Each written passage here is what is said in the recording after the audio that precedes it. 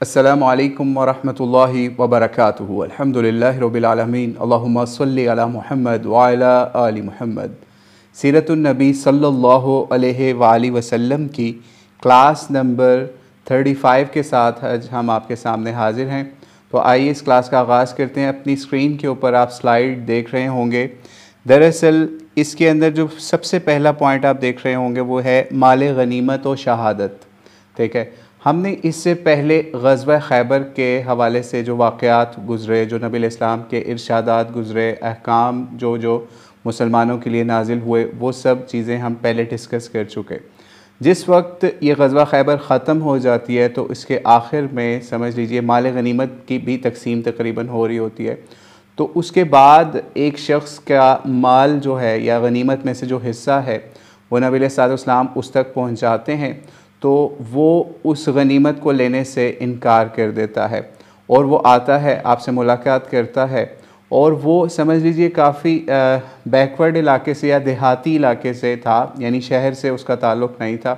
तो ये जो अरब के बद्दू या फिर देहात के होते थे बंदे, ये बहुत स्ट्रेट फॉरवर्ड हुआ करते थे। ठीक है, ये बिल्कुल स्ट्रेट बात कर देते थे। इसने आके इस शख्स ने नबी अलैहिस्सलाम से मुलाकात की कि मुझे गनीमत नहीं चाहिए। ठीक है, मैं असल में जंग इसलिए करने के लिए आया था या अल्लाह के रास्ते में इसलिए जिहाद के लिए शरीक हुआ था कि मैं असल में शहादत का दर्जा पाना चाहता था। ठीक है, और इसने अपनी गर्दन की तरफ इशारा किया कि मैं ये चाहता था कि मतलब मेरा काम तमाम हो जाता, अल्लाह के रास्ते के अंदर मैं ऐसी ज़बरदस्त तरीके से शहादत देता कि मेरी शहादत हो जाती। ठीक है, तो इसलिए आया था। तो खैर नबी इस्लाम ने उनसे उनके जो जज्बा था शहादत का उसको सराहा और उनको बहुत प्रेज़ किया और कहा कि अगर तुम्हारी इस तरीके से बहुत ज़्यादा शिद्दत से तुम्हारी ख्वाहिश है या तलब है तो अल्लाह ताला तुम्हारे लिए इस मामले के अंदर तुम्हारी मदद फरमाएगा। औकमा क़ाल अलैहिस्सलाम।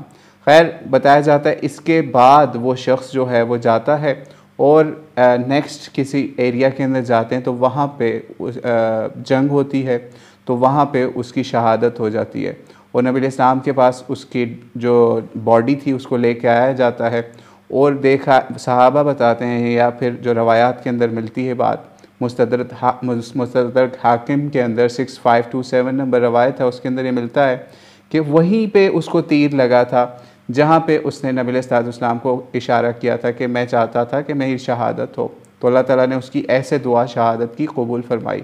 नबी अलैहिस्सलाम ने उसका गुस्ल का अहतमाम किया, फिर उसके बाद उसका जनाजा ख़ुद पढ़ाया और उसकी तदफीन के अमल के अंदर भी नबी अलैहिस्सलाम ख़ुद भी शरीक हुए और उसकी शहादत की बहुत ज़्यादा प्रेज़ की।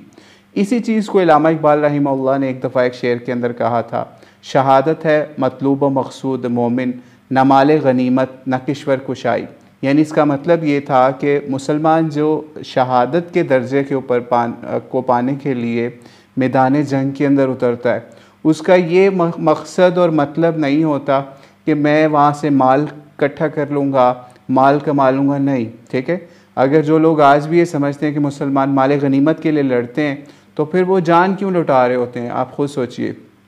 ठीक है, तो वो तो फिर बिज़नेस में ही अपना टाइम गुजार दिया करते, उस वक्त की बात कर रहे हैं। लेकिन बहरहाल ये भी एक बड़े एज़ाज़ की बात है मुसलमानों के लिए कि उनको आज भी अल्लाह ताला से शहादत की ख्वाहिश रखनी चाहिए।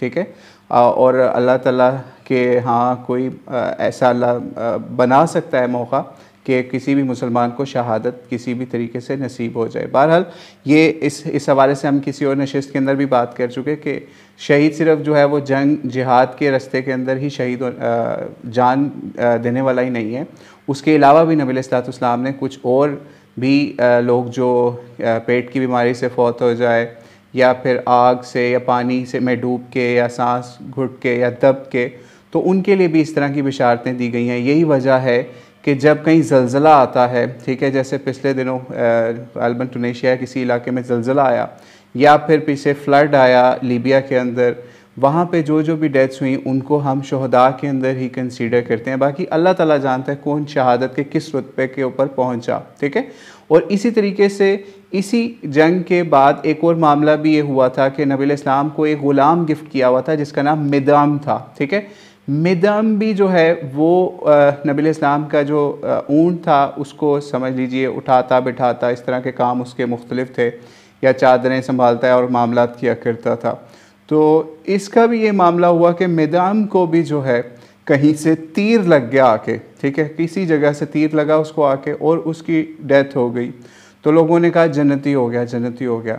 लेकिन नबी अलैहिस्सलाम ने उस वक्त सहाबा को बुलाया और कहा कि ये मैं देख रहा हूँ कि इसने माल गनीमत से एक चादर, मिदम नाम था उस ग़ुलाम का, ठीक है, और इसने माल गनीमत से एक चादर चोरी की थी जो कि इसको रोके हुआ है इस मामले से, यानी शहादत के रुतबे से या जन्नत के हुसूल से।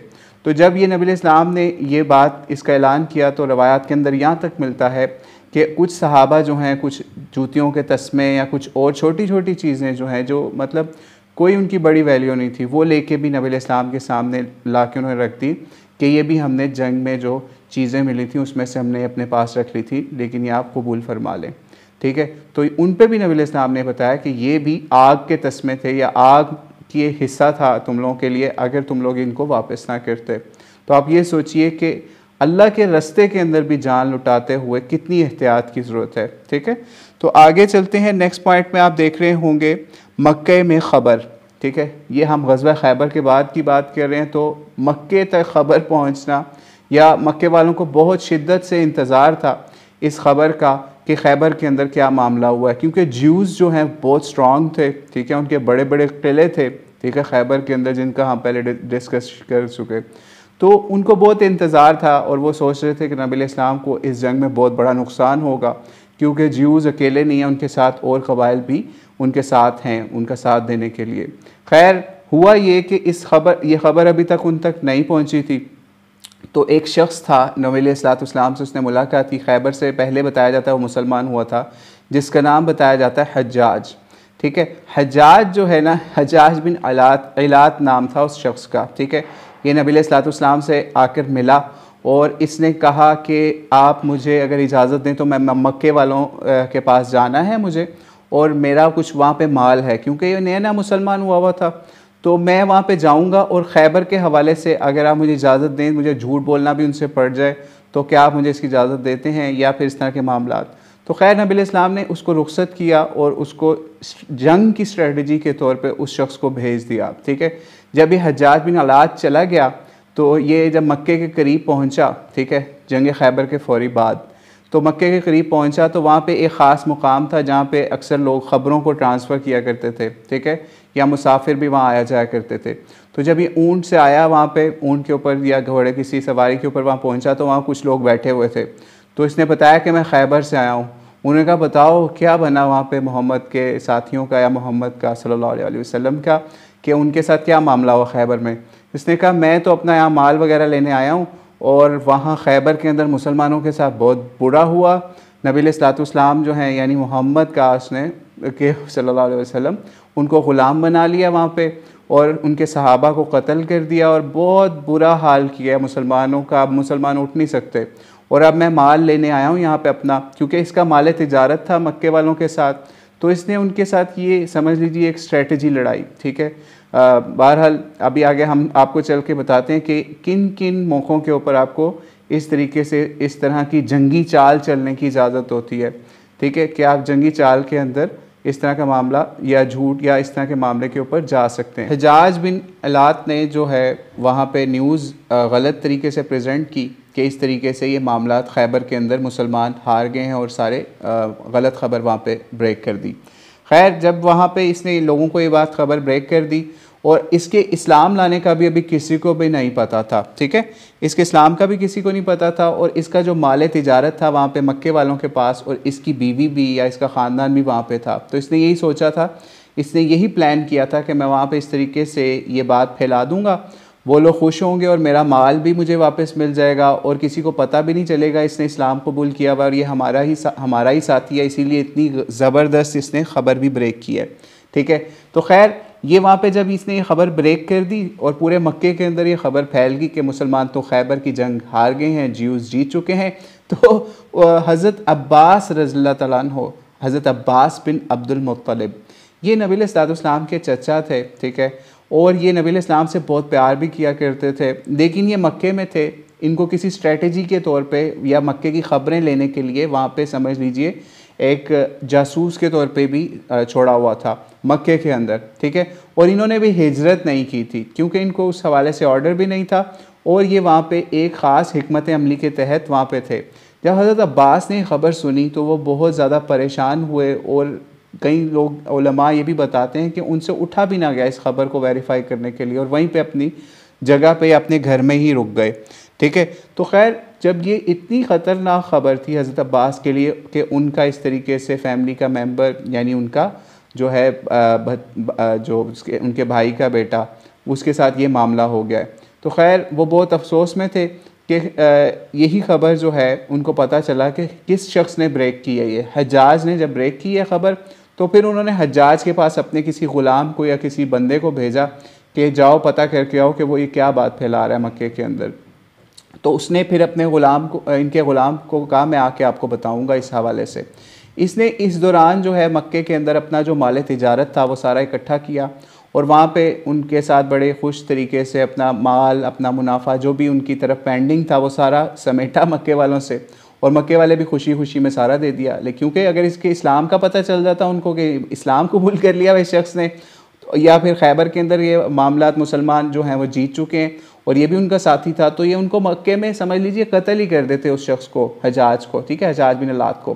खैर ये फिर इसने क्या किया कि इसको पता चला कि हज़रत अब्बास जो हैं वो बहुत रंज और दुख के अंदर हैं। ये हज़रत अब्बास के पास गए और इनको कहा कि मैं तुम्हें ये ख़बर बताने लगा हूँ लेकिन तुमने ये 3 दिन तक ये ख़बर किसी को नहीं बतानी और ख़बर ये है कि नबी अलैहिस्सलाम खैबर को फ़तह कर चुके हैं और वहाँ के बड़े सरदार की जो बेटी है उससे भी आपकी शादी हो चुकी है, हज़रत सफ़िया रज़ियल्लाहु ताला अन्हा, जिनका हम पहले बता चुके। और इसी तरीके से वहाँ के माले गनीमत जो हैं वो तकसीम हो रहे हैं वहाँ पे और ये मक्के वालों को हमने सिर्फ़ और सिर्फ इसलिए ये चीज़ गलत बताई कि कहीं ये मुझे कत्ल ना कर दें और मेरा माल भी ना लूट लें जो मैं इनसे मैंने इनसे पेंडिंग था वो मामला तय ना कर लूँ और मैं अपनी बीवी और चीज़ें ख़ानदान यहाँ से लेके निकल ना जाऊँ। तो 3 दिन के बाद हज़रत अब्बास को कहा आपको इजाज़त है, आप इस खबर को ब्रेक कर दीजिएगा कि मैंने गलत बताया था। इसके बाद वो हज्जाज वहाँ से निकल जाता है और ये बहुत खुश होते हैं, हज़रत अब्बास भी, नबी इस्लाम के चचा भी। और जैसे ही निकलता है उसके 3 दिन के बाद अपना वादा पूरा करते हुए ये अपने बड़े ख़ूबसूरत कपड़े पहनते हैं और खाने काबे की तरफ चलते हैं और अपना असा या लाठी भी लेके चलते हैं और वहाँ बड़ी शान के साथ हरम मक्का में जाते हैं और कुफ़ार के सरदार देखते हैं कि ये इसका तो बच्चा जो है वो गिरफ़्तार हो गया और ये इतनी शान से यहाँ पे तवाफ़ करने आया हुआ है, ठीक है। तो उनसे पूछते हैं क्या मामला है, तुम ऐसे कैसे यहाँ पे। तो उसने कहा कि वो जो हज्जाज आपको गलत ख़बर दे के गया है ना उसकी हकीकत ये थी कि वो सब बातें आपको उल्ट बता के गया, गलत बता के गया। नबी अलैहिस्सलाम ने इस तरीके से खैबर पे कब्ज़ा भी कर लिया है, फ़तह कर लिया है, ज्यूज़ जो हैं वो उनको उनके ऊपर गलबा भी मिल गया और उन्हीं की जो है इस तरीके से बड़े सरदार की जो बेटी है उसके साथ ज्यूज़ ने आपकी शादी भी आपकी हो गई है उन इस तरीके से। तो जब कुफ़ार मक्का को ये ख़बर पता चली तो वो बहुत गुस्से में आए। खैर वो कुछ कर नहीं सकते थे क्योंकि नबी अलैहिस्सलाम ने उनसे मुआहदा भी किया हुआ था इस हवाले से, ठीक है। तो खैर उनको फिर ये बात पता चल गई, ठीक है। तो इसलिए ये मक्के के अंदर हज़रत अब्बास जो हैं इनका बहुत ज़बरदस्त रोल था। मुख्तलिफ़ जंगों के अंदर मुख्तलिफ़ मामलात के ऊपर ये बहुत सारी ख़बरें जो हैं वो नबी अलैहिस्सलाम तक खुफिया तरीके से पहुँचाते थे। इसलिए आपने देखा कि ये मक्के के अंदर रहते हुए भी मुसलमान हैं लेकिन फिर भी खुफिया तौर पर वहाँ पे रहते रहे और ताकि इनको भी ना नुकसान हो और नबी अलैहिस्सलाम के ख़ानदान के और लोग जिन्होंने भी अनाउंसमेंट नहीं की थी उनको भी कोई नुकसान ना पहुँचे, ठीक है। अब हम सेकंड स्टेप पे चलते हैं। आप सेकंड स्टेप में देख रहे होंगे। अच्छा, सेकंड स्टेप पे जाने से पहले एक बहुत इंपॉर्टेंट पॉइंट है। यहाँ पे अक्सर बच्चों बड़ों के जहनों में ये चीज़ आ सकती है कि ये झूठ क्यों बोला उस शख्स ने, ठीक है, हज्जाज जो इसने ख़बर दी थी। तो जंग के मौके के ऊपर एज ए जंगी स्ट्रेटजी आपको ये करने की इस्लाम ने इजाज़त दी है। नबी अलैहिस्सलाम की एक बहुत छोटी सी 2 लफ्ज़ी हदीस है, ठीक है, सही बुखारी के अंदर है, उसको बहुत आसान है याद करना, अल-हर्ब खदा, ठीक है। अल-हर्ब खदा यानी जंग जो है ना वो एक चालबाजी या धोखे के नाम है, ठीक है। तो इससे पता चलता है, उलमा ने भी ये चीज़ बताई, सही बुखारी के अंदर 30 नंबर रवायत है और मुस्लिम के अंदर भी है 1739 कि ये जो जंग है ना, एक धोखे या चालबाजी का नाम है। इसके अंदर आप किसी अपने दुश्मन को धोखे के लिए इस तरीके से स्ट्रेटेजिकली जो भी इंफॉर्मेशन है वो गलत बता के अपना फ़ायदा वहाँ से हासिल कर सकते हैं, ठीक है। तो इसलिए ये मामला है। और इसी तरीके से और रवायात के अंदर भी ये बात हमें मिल जाती है कि आपको 3 जगहों के ऊपर ना कोई चालबाजी करके या बात को घुमा के वहाँ पे आप बात को सेट करने की इजाज़त है, ठीक है। 3 मौके कौन से हैं? एक तो जंग के मौके के ऊपर, ठीक है, आप चालबाजी करके काम कर सकते हैं। दूसरा, 2 मुसलमान भाई अगर लड़ पड़ें, ठीक है, उनकी आपस में अगर आपको सुलह करवाने के लिए दोनों को कोई एक बात जो है वो घुमा के फिरा के डिफरेंट तरीके से बतानी पड़ जाए कि दोनों के अंदर मोहब्बत पैदा हो जाए, तो आपको उस जगह पे भी झूठ का थोड़ा सा इस्तेमाल करने की इजाज़त है 2 लोगों में सुलह करवाने के लिए, ठीक है। और नंबर 3, शोहर बीवी जो है वो आपस में एक दूसरे की मोहब्बत में अगर या कोई आपस में समझ लीजिए कुछ बात कर लें इस हवाले से कि वहाँ पे मोहब्बत का मामला हो जाए या उनके आपस में जो है अंडरस्टैंडिंग हो जाए, तो उसके हवाले से भी उनको एक झूठ छोटा सा बोलने की इजाज़त शरीयत ने दी हुई है, ठीक है। तो इसलिए इस हवाले से जंग तो ख़ास तौर पे, ठीक है, वो हमने एक छोटी सी हदीस आपको बताई ना, अल हर्ब ख़ता, तो इसलिए जंग जो है उसमें धोखा देने के हवाले से या चालबाजी चलने की शरीयत इस्लामिया ने इजाज़त दी हुई है। तो इसलिए कोई इसको ये ना समझे कि ये नबी अलैहिस्सलाम ने झूठ या इस तरह का मामला किया। और यही बात है, वजह है कि आपने पहले भी ये देखा और आपको आगे भी हम कई सीरत के मकामात पे दिखाएंगे कि नबी अलैहिस्सलाम को जिस वक्त इवन जब मक्के में भी आएंगे ना आगे उम्रा करने के लिए भी, ठीक है, तो उस वक्त भी कुफारे मक्का भी आपको उस वक्त भी आपको सादिक और अमीन ही समझते हुए आपको आपकी सच्चाई का, आपकी सदाकत का, अमानत का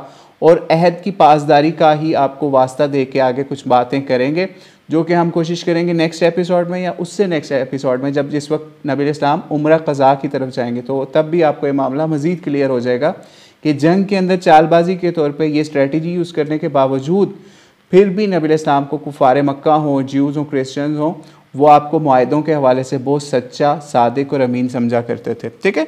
अब हम नेक्स्ट स्टेप पे चलते हैं। मुहाजिरीन हबशा और जाफ़र रज़ियल्लाहु तआला अन्हु लिखा होगा, आप पढ़ रहे होंगे। हुआ ये कि जब ये ग़ज़वा खैबर ख़त्म होती है और नबी इस्लाम मदीने वापस आते हैं, तो वहाँ पे समझ लीजिए एक बहुत बड़ा काफ़िला जो है हबशा से भी हिजरत करके मदीना वापस आ जाता है, क्योंकि एक वफ़द जो है नबी इस्लाम ने हबशा की तरफ भेजा हुआ था, ठीक है। वो वफ़द जो है वहाँ से जो वहाँ पे मुसलमान रह रहे थे उनको उन्होंने बताया कि अब आपने मदीने को हिजरत करके वापस आ जाना है। और ये हज़रत जाफ़र तैयार, जिनकी हम ग्रेटनेस आपको पहली स्टार्टिंग की किस्तों में बता चुके जब हिजरत हबशा हुई थी, और नबी इस्लाम के बहुत ज़्यादा क्लोज थे, ठीक है। तो ये हज़रत जाफ़र बिन अबी तालिब जो हैं ये भी वापस आए, हज़रत अली के भाई, ये वापस आए पूरा काफ़िला लेके, पूरा सफ़ीना लेके, ठीक है। और जब ये वापस आए कश्तियों के ऊपर बताया जाता है ये सवार होके आए, इनको अस्हाबुस सफ़ीना भी कहा जाता है।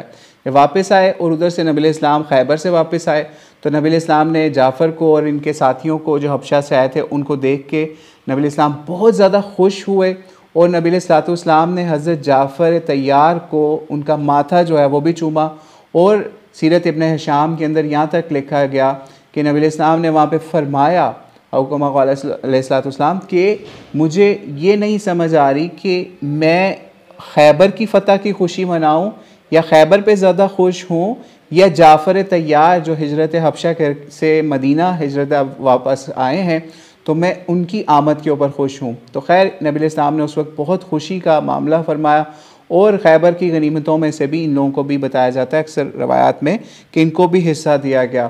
खैर इन्हीं के अंदर औरतें, बच्चे, जो लोग भी गए हुए थे हबशा की तरफ वो भी वापस आए, और इसी के साथ साथ आपको हबशा का जो बादशाह था उसने कुछ तोहफे तोहफ़े भी दे के इन लोगों को वापस भेजा, ठीक है। फिर इसी तरीके से आप आखिरी पॉइंट देख रहे होंगे ना, अस्मा बिनत उमैस और हज़रत उमर, इस पॉइंट के ऊपर भी अभी हम थोड़े इसके बाद जाएंगे, इसका भी हिजरत हबशा वालों से लिंक है, ठीक है। तो खैर अभी बल्कि हम इसी पॉइंट के ऊपर चलते हैं। हज़रत अस्मा बिनत उमैस जो है ना रज़ियल्लाहु तआला अन्हा, ये भी एक बहुत ज़बरदस्त सहाबिया थी, और ये हज़रत जाफ़र की भी वाइफ थी, उनकी बीवी थी, ठीक है। इनसे इनकी औलाद भी हुई हबशा के अंदर। खैर ये जब वापस आई हिजरत करके तो इनका ये मामला हुआ कि ये लास्ट पॉइंट के ऊपर आप देख रहे होंगे स्लाइड के अंदर, इनका ये मामला हुआ कि ये हज़रत उमर रज़ियल्लाहु अन्हु की जो बेटी थी ना, ठीक है, जिनकी नबी अलैहिस्सलाम से शादी हुई थी, बीबी हफ्सा रज़ियल्लाहु ताला अन्हा उम्मुल मोमिनीन, ठीक है। तो ये उनसे मुलाकात के लिए गई, अज़वाज से मुलाकात करने गई। तो जब ये उनसे मुलाकात करने गई तो वहाँ पे हज़रत हफ्सा से मुलाकात हुई इनकी, तो वहाँ पे हज़रत उमर भी आए हुए थे। खैर इनसे मुलाकात की तो हज़रत उमर ने पूछा कि ये कौन औरत आई है आपके पास, ठीक है। तो उन्होंने कहा ये अस्मा बिनते उमैस है। तो उन्होंने कहा ये कौन, वो जो हबशा से आए हैं वापस, वो लोग हैं? तो उन्होंने कहा हाँ जी वही हैं। तो खैर इन्होंने, हज़रत उमर ने वहाँ पे एक बात कर दी कि हम लोग जो हैं, यानी जिन्होंने नबी अलैहिस्सलाम के साथ हिजरत मदीना की, हम लोग आप लोगों से ज़्यादा अफजल हैं या ज़्यादा बरतर हैं आमाल के हवाले से या किसी और हवाले से, तो इसलिए हमारी फजीलत ज़्यादा है क्योंकि हम नबी अलैहिस्सलाम के साथ इस तरीके से हिजरत करके आए हैं। तो हज़रत अस्मा बिनते उमैस जो हैं, जब उन्होंने रज़ियल्लाहु ताला अन्हा ने ये बात सुनी तो उनको बहुत ज़्यादा दुख और अफसोस हुआ। उन्होंने कहा हम जिस इलाके के अंदर रहे हमने बहुत सारी तकलीफ़ें काटी, वहाँ पे हमें आए दिन मौत का ख़दशा और बहुत सारी चीज़ें, खाने पीने के मामलात। आप लोग तो नबी अलैहिस्सलाम के साथ थे, उनकी दस्ते शफ़क़त आपके ऊपर था कि आप भूखे होते थे तो नबी अलैहिस्सलाम आपके खाने का अरेंज कर दिया करते थे, लेकिन हमारे पास तो वहाँ नबी अलैहिस्सलाम नहीं थे, हम आपसे ज़्यादा मुश्किलात के अंदर रहे। और ये बहुत ज़्यादा अफसुर्दा हो गई और इन्होंने कहा कि मैं अब नबी अलैहिस्सलाम के पास जाऊँगी और मैं आपकी उनसे ये बात करूँगी कि आपने इस तरीके से हमें डिग्रेड किया या हमें कहा कि आप कम फजीलत वाले हो जो हबशा से आए हैं, ठीक है। तो ये बात हुई, ठीक है। और हज़रत उमर ने जो इनको ये बात कही थी ना, उसके ऊपर ये नबी अलैहिस्सलाम के पास इस शिकायत को या इस मामले को लेकर पहुँच गई। हज़रत अस्मा बिनते उमैस वहाँ पहुँची और नबी अलैहिस्सलाम को सारा वाक़या बयान किया कि हज़रत उमर ने हमें इस तरीके से कहा है, ठीक है। जब ये बात हो गई तो नबी अलैहिस्सलाम ने उनको कहा कि जो आपने हिजरत की है ना, जो हबशा वाले हिजरत करके गए थे, वो उन लोगों के लिए समझ लीजिए दुगना अजर है या फिर वो ज़्यादा अफजल लोग हैं, ठीक है। क्यों? उसकी वजह ये है कि इन्होंने 2 हिजरत की हैं हबशा वालों ने, ठीक है। हज़रत अस्मा को नबी अलैहिस्सलाम ने बड़े प्यार मोहब्बत के तरीके से और इखलाक के तरीके से ये बात समझाई कि आप लोग जो हो उनकी फजीलत या उनकी अहमियत जो है वो इस्लाम के अंदर इनसे भी बढ़ के, यानी हज़रत उमर या दीगर जो असहाब जिन्होंने मेरे साथ हिजरत की है, क्योंकि आपने 2 हिजरतें की हैं। पहले आप हबशा गए, फिर हिजरत हुई, फिर हबशा से आपने वापस मदीना भी हिजरत की है। तो इस वजह से आप लोग जो हैं उनको 2 हिजरतों का शर्फ हासिल हुआ है, ठीक है। इसके बाद बताया जाता है हज़रत अस्मा बिनते उमैस बहुत ज़्यादा खुश हुई और फिर इन्होंने ये वाक़या जो है बाकी लोगों को भी बताया, ठीक है, कि इस तरीके से नबी अलैहिस्सलाम ने हमारी बड़ी फजीलत का ऐलान किया है कि जिन्होंने इस तरीके से 2-2 हिजरतें की हैं, हमें जो हैं ज़्यादा फजीलत वाले नबी अलैहिस्सलाम ने कहा है। और बताया जाता है कि इस ऐलान के बाद लोग जो हैं, यानी जो असहाबुस सफ़ीना थे या जो कश्तियों के ऊपर आए थे, ठीक है, उन्होंने इनके घर आना शुरू किया, इनसे पूछते थे कि हमें वो हदीस सुनाए, हमें वो खुशखबरी सुनाए जो नबी अलैहिस्सलाम ने हमारे लिए बयान की। यानी जो भी लोग हिजरत हबशा करके आए हुए थे उनके लिए इतनी बड़ी खुशखबरी नबी अलैहिस्सलाम ने सुनाई। तो इससे भी ये पता चला कि हमें आपस में कभी भी आमाल के हवाले से मवाजना नहीं करना चाहिए, ठीक है। यानी आज भी अगर हम आज के टाइम के ऊपर इस चीज़ को देखें तो हमें देखना ये चाहिए कि अल्लाह ताला की नज़र में कोई कितना बड़ा है। वहाँ पे तो नबी अलैहिस्सलाम फ़ैसला फरमा दिया करते थे, बता दिया करते थे कि अल्लाह की नज़र में कौन ज़्यादा फजीलत वाला है, किसकी ज़्यादा अफजल हिजरत है या किसने 2 हिजरतें की तो वो ज़्यादा अफजल है। लेकिन आज हमारे पास कोई ऐसा क्राइटेरिया नहीं है कि हमारे पास नबी अलैहिस्सलाम हो, हम कहें कि जनाब मैं तक़वे में ज़्यादा अफजल हूँ, मैं जो है फ़लाँ चीज़ में, इल्म में, फ़ज़ल में, किसी चीज़ में अफजल हूँ। नहीं, अब हमें इन चीज़ों को अल्लाह ताला के ऊपर छोड़ना है कि हम तराजू या तकड़ी ये चीज़ें अपने हाथों में ना लें।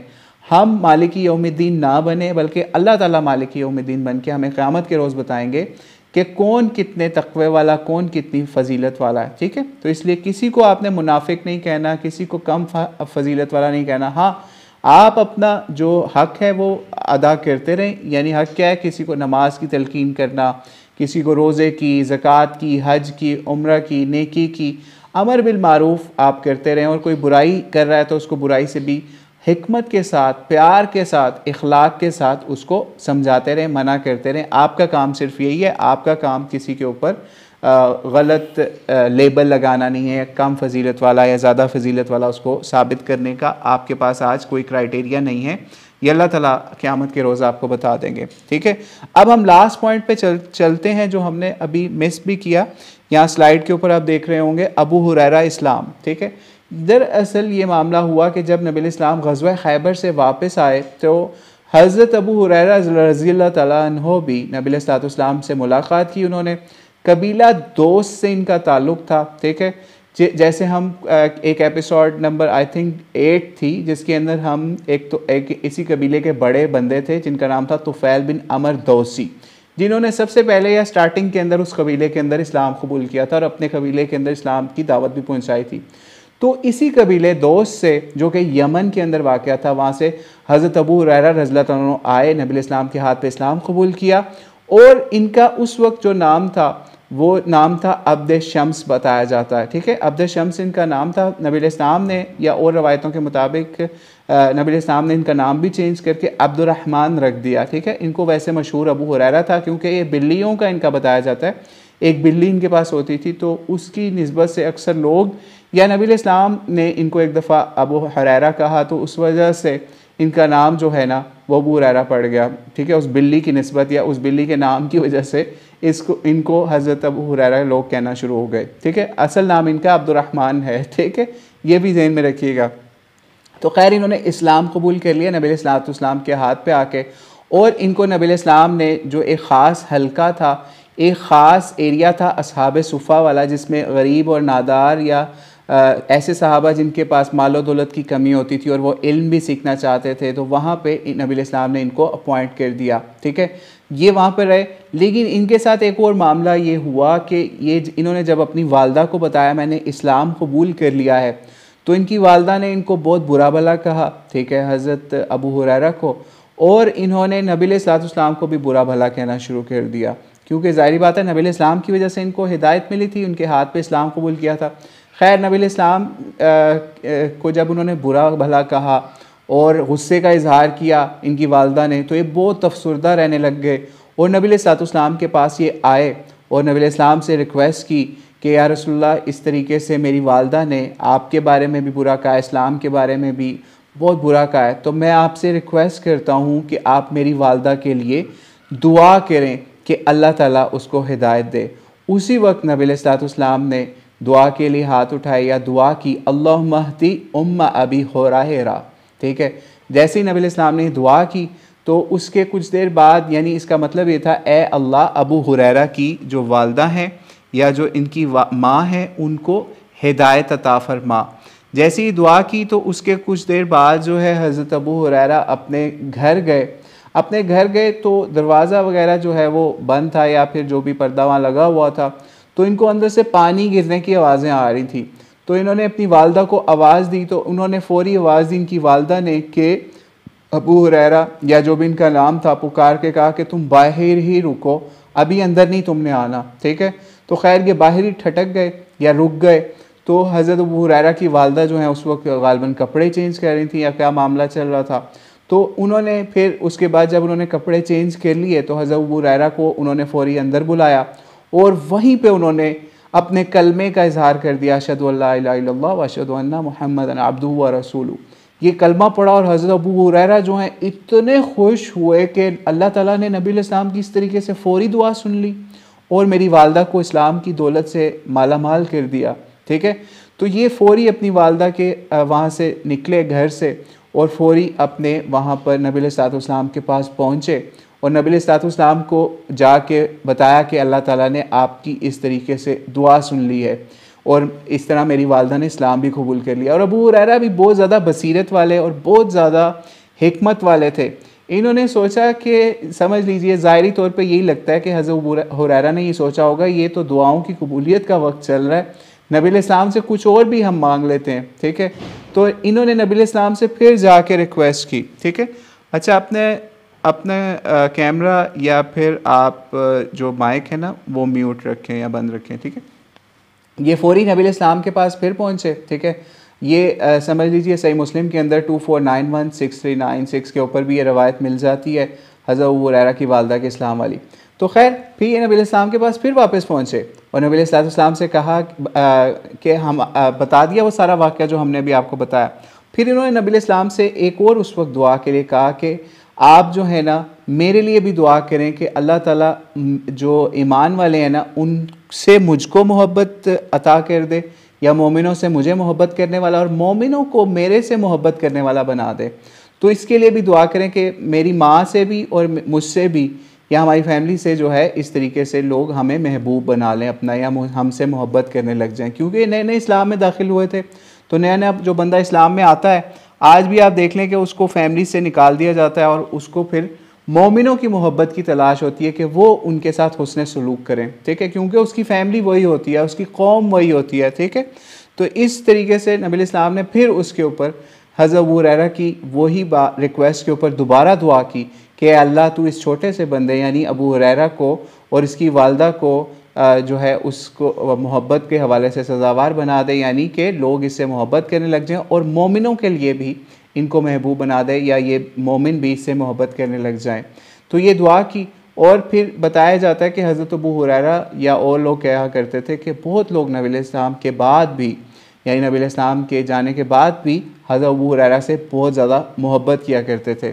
इससे हमें एक ये भी चीज़ पता चलती है कि अक्सर लोग एक काम और भी करते हैं कि कभी भी कोई रवायत पकड़ के कहेंगे कि सिर्फ नबी इस्लाम ने फ़लाँ सहाबी के लिए सिर्फ कहा कि उनसे मोहब्बत करना जो है वो ईमान की अलामत है या निफाक की अलामत है। जैसे हज़रत अली रज़ियल्लाहु अन्हु के हवाले से भी एक रवायत आती है, ठीक है, सही मुस्लिम के अंदर ही आती है कि हज़रत अली कहा करते थे कि इस ज़ात की कसम, यानी अल्लाह की कसम जिसने दाने को फाड़ा और रूह को तख्लीक किया, उसने नबी इस्लाम को ये के ज़रिए से मुझे बताया था, यानी नबी इस्लाम ने हज़रत अली को बताया था कि मुझसे यानी हज़रत अली से मोहब्बत नहीं रखेगा सिर्फ मोमिन, और नफ़रत नहीं करेगा या बुग़्ज़ नहीं रखेगा सिर्फ मुनाफिक। यानी हज़रत अली के हवाले से भी बात नबी इस्लाम ने एक मकाम पे फरमाई, ठीक है।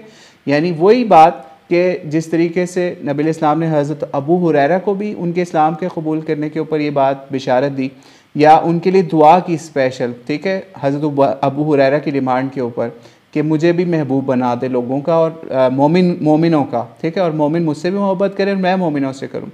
तो इसी तरीके से हज़रत अली के लिए भी, हज़रत अली के लिए तो ये समझ लीजिए एक नबी इस्लाम ने स्पेशल कर दिया कि उनसे मोहब्बत जो है ना वो ईमान और निफाक का समझ लीजिए एक किस्म का लिटमस पेपर कह लें या टेस्ट कह लें कि इनसे मोमिन ही सिर्फ मोहब्बत करेगा और मुनाफिक उनसे नफ़रत करेगा, ठीक है।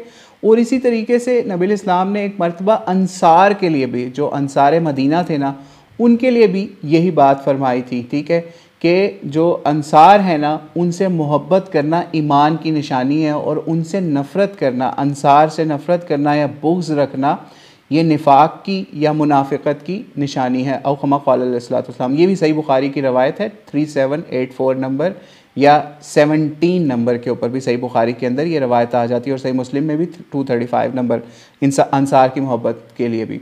तो इससे पता चलता है कि नबी इस्लाम ने सहाबा के लिए भी, अंसार के लिए भी, अहले बैत के लिए भी ये इस तरह के मोहब्बत के लिए मोहब्बत के जो हैं वो समझ लीजिए पैरामीटर्स बताए कि आपने इनसे मोहब्बत करनी है और अल्लाह ताला फिर आपको उसके ऊपर भी समझ लीजिए, क्योंकि नबी इस्लाम ने उनसे मोहब्बत के हवाले से हुक्म दिया है, उनसे प्यार के हवाले से, तो हमें उनके बारे में बात करते हुए बड़ी एहतियात की ज़रूरत है। सहाबा हो, चाहे ख़ास तौर पे वो सहाबा जैसे हमने हज़रत अबू हुरैरा के लिए बताया, हज़रत अली के लिए बताया या दीगर अंसारी सहाबा के लिए बताया कि नबी इस्लाम ने उनके हवाले से मोहब्बत और ईमान के हवाले से पैरामीटर्स बताए। तो इसलिए हमें इस हवाले से बहुत ज़्यादा एहतियात की ज़रूरत है सहाबा के हवाले से बात करने के लिए भी, अहले बैत के हवाले से भी बात करते हुए भी। और इसी तरीके से ग़ज़वा खैबर के बाद एक और मामला भी ये हुआ कि जो अंसार मदीना ने बागात या और माल व दौलत अपना दिया हुआ था मुहाजिरीन मक्का को, यानी मक्के से जो मदीने हिजरत करके आए थे, ठीक है, उनको भी, उनके हवाले से भी नबी इस्लाम ने ये अनाउंसमेंट की कि अब वो अपने जो माल हैं वो अंसारियों को वापस कर दें, ठीक है, क्योंकि खैबर के बाद बहुत ज़्यादा माल आ गया था मुसलमानों के पास और बहुत सारे बागात भी आ गए थे और बहुत सारे खेत भी और बहुत सारा कुछ माल और दौलत आ गया था। तो इसलिए नबी इस्लाम ने फिर अंसार को ये वापस करने का हुक्म भी दे दिया था कि जो जो मुसलमानों ने, मुहाजिरीन ने अंसार से चीज़ें ली हुई हैं वो अब इनको वापस कर दें जिनको इसकी ज़रूरत नहीं रही। ठीक है, तो ये भी एक मामला हुआ। तो ये आज का लास्ट पॉइंट था। उम्मीद है आपको इससे बहुत ज़्यादा चीज़ें समझने को मिली होंगी। और आखिर में आज एक और बात हम करके इंशाल्लाह आज की एपिसोड को एंड करते हैं। जैसे रबीउल अव्वल का महीना चल रहा है, ठीक है, और हमने सीरतुन नबी सल्लल्लाहु अलैहि वसल्लम के हवाले से स्टार्ट से लेके, यानी फ़र्स्ट क्लास से लेके, फ़र्स्ट क्लास भी आपके पास पड़ी होगी, यूट्यूब के ऊपर जाके आप उसमें देख सकते हैं, या उसके बाद की क्लासेस भी देख सकते हैं। और आज तक की क्लास में आपको कोई ऐसी क्लास नहीं मिलेगी कि जिसके अंदर नबी अलैहिस्सलाम के पेरेंट्स ने या नबी अलैहिस्सलाम के रिलेटिव्स ने, आपके चचा ने जो आपकी परवरिश करते रहे हज़रत अबू तालिब ने, या और जो भी आपके दादा थे हज़रत अब्दुल मुत्तलिब, उन्होंने ना ही बाद में नबी अलैहिस्सलाम ने रबीउल अव्वल के हवाले से कोई ख़ास एहतमाम किया हो। ठीक है, कोई ख़ास ऐसा एहतमाम नहीं किया कि आपकी बर्थडे सेलिब्रेशन हुई हो आपकी ज़िंदगी के अंदर ही, यानी जो आपकी वहाँ पे लोगों के अंदर ज़िंदगी थी उसके अंदर, या नबी अलैहिस्सलाम की वफ़ात के बाद कभी किसी ने इस तरीके से, सहाबा ने या आपके घर वालों ने, आपकी इवन डेट ऑफ बर्थ भी लोगों को नहीं पता थी। ठीक है, आप खुद सोचिए, जब आप के बच्चा आज पैदा होता है और आप उसकी डेट ऑफ बर्थ आज सेलिब्रेशन शुरू कर देते हैं, तो आपको कुछ पता होगा तो आप सेलिब्रेट कर रहे होंगे ना, कहीं लिखी होगी तो फिर आप सेलिब्रेट कर रहे होंगे ना। तो इसीलिए आपकी दुनिया से जाने के काफ़ी अर्सा बाद लोगों ने फिर ये अंदाज़े लगाए कि इस तरीके से नबी इस्लाम की जो डेट ऑफ बर्थ है वो रबीउल अव्वल में है। किसी ने कहा 9 रबीउल अव्वल है, किसी ने कहा 12 है, किसी ने कहा 17 है, मुख्तलिफ़ तरीके। इवन शिया सुन्नी के अंदर इसके ऊपर बहुत बड़ा कन्फ्लिक्ट आया कि आपकी बर्थडे या डेट ऑफ बर्थ जो है या मिलाद की डेट है वो क्या है। ठीक है, लेकिन बहरहाल फिर कंसेंसस करके मुसलमानों ने 12 रबीउल अव्वल की, और वो उसके ऊपर भी इतने साल तक कोई सेलिब्रेशंस नहीं हुई जो आज आपको रबीउल अव्वल के नाम के ऊपर या नबी अलैहिस्सलाम की डेट ऑफ बर्थ के नाम के ऊपर पूरी दुनिया के अंदर मुख्तलिफ़ मुल्कों के अंदर या ख़ास तौर पे पाकिस्तान, इंडिया के अंदर ये सेलिब्रेशन नज़र आती है। तो इसके हवाले से भी एक हिस्टोरिकल चीज़ आज आपको बताते चले, शायद आपको कुछ लोगों को पता ही हो। 604 हिजरी के अंदर एक बादशाह इलाके का हाकिम था, हाकिम वक्त था वहाँ का, इराक़ के एरिया का, अरबल का। ठीक है, अरबल का जो हाकिम था, ठीक है, एक शहर का नाम था अरबल, तो वहाँ का जो हाकिम था ना, उसने ये चीज़ जो है वो ईजाद की या डिवाइस की कि नबी अलैहिस्सलाम की जो है ना मिलाद के हवाले से या आपकी डेट ऑफ बर्थ के हवाले से उसने लोगों को बुलाया और उसने कहा कि आप मुख्तलिफ़ नातें लेके आएँ और हम खाने वगैरह पकवाएँगे, और फिर हम खाने के ऊपर या हम खाने की महफ़िल के अंदर नबी अलैहिस्सलाम का तज़किरा भी किया करेंगे। तो ये उस एक बादशाह की वजह से या एक हाकिम वक्त या इलाके के हाकिम, अरबल इलाके के या इराक़ के हाकिम की वजह से ये चीज़ शुरू हुई। और कुछ रवायतों के मुताबिक 630 हिजरी में, कुछ के मुताबिक इससे 625 में, 624 हिजरी में, यानी ये सोच लीजिए नबी अलैहिस्सलाम के दुनिया से जाने के भी ऑलमोस्ट 600+ ईयर्स आफ्टर ये डेट ऑफ बर्थ को सेलिब्रेशन का काम शुरू किया गया। और कुछ उलमा या कुछ मुहक्किकीन के मुताबिक ये भी मामला हुआ कि एक दफ़ा बॉर्डर के ऊपर एक तरफ क्रिश्चियन फोर्सेस थी और दूसरी तरफ मुस्लिम फोर्सेस थी, तो उन्होंने 25 दिसंबर के पास कोई दिन आया, तो उस दिन उन्होंने जंग रोकी हुई थी और वहाँ बड़ी सेलिब्रेशन और चरागा और ये मामला चल रहे थे। तो उन्होंने पूछा ये क्या मामला है? उन्होंने कहा जनाब हम तो हज़रत ईसा अलैहिस्सलाम की डेट ऑफ बर्थ सेलिब्रेट कर रहे हैं। तो फिर मुसलमानों ने उनकी देखा देखी उधर भी ये सोचा कि हम भी क्यों ना नबी अलैहिस्सलाम के लिए एक दिन मुकर्रर करके उसके ऊपर कुछ ख़ास सेलिब्रेशंस कर दें। लेकिन जबकि हम नबी अलैहिस्सलाम की जब सीरत और सुन्नत को पढ़ते हैं या देखते हैं तो आपने हर जगह पे कुफ़ार को, चाहे वो ईसाई हों चाहे यहूदी हों, उनको उनके उल्ट करने की दावत दी मुसलमानों को। कोई चीज़ कोशिश यही होती थी हर चीज़ में कि उनसे कोई मैच ना कोई चीज़ हो जाए। इवन आपको पता है कि 10 मुहर्रम के हवाले से, रोज़े के हवाले से भी उन्होंने कितनी उसके ऊपर 9वीं का रोज़ा भी इसीलिए करार दे दिया कि साथ रखना है कि कहीं कोई मुशाबहत ना हो जाए। बल्कि इवन यहाँ तक इरशाद फरमा दिया, अबू दाऊद की हदीस है 403 नंबर, कि मन तशब्बह बिकौमिन फ़हुवा मिनहुम, यानी जिसने किसी कौम से यानी डिफरेंट कौम से मुशाबहत इख्तियार की तो वो उन्हीं में से हुआ।